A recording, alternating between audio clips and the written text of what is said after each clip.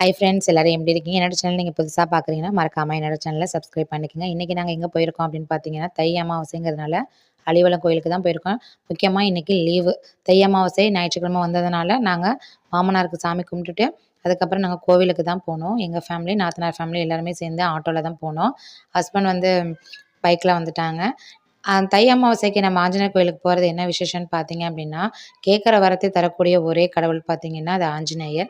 நம்மளுடைய பலத்த கொண்டுட்டு வரக்கூடிய ஒரு சக்தி உள்ளவரும் பார்த்தீங்கன்னா, ஆஞ்சநேயர் தாங்க. ஆஞ்சநேயர்ட்ட நீங்க எது கேட்டாலுமே கண்டிப்பா நடக்கும். நீங்க அலிவலம் கோயிலுக்கு போயிட்டு உங்களுடைய தரிசனத்த பாருங்க. நெக்ஸ்ட் நாங்க எங்க போக போறோம் அப்படின்னு பார்த்தீங்கன்னா, பாலத்தளி. பாலத்தளியில துர்க்கையம்மன் கோயில் ரொம்பவே ஃபேமஸு. அதுலயும் நீங்க 4 டூ 6 ராவு காலத்தில பார்த்தீங்கன்னா, ரொம்பவே நல்லதுங்க. போயிட்டு நீங்க தரிசனம் பார்த்துட்டு வாங்க. நீங்க கேட்குற வரங்கள தரக்கூடிய ஒரு கடவுள்ன்னு சொன்னா, அது பாலத்தில துர்க்கையம்மன்னு சொல்லலாம். அந்த அளவுக்கு ரொம்பவே ஃபேமஸான ஒரு அம்மன் தாங்க இவங்க. நாங்க வந்து 10 வருஷமா வந்து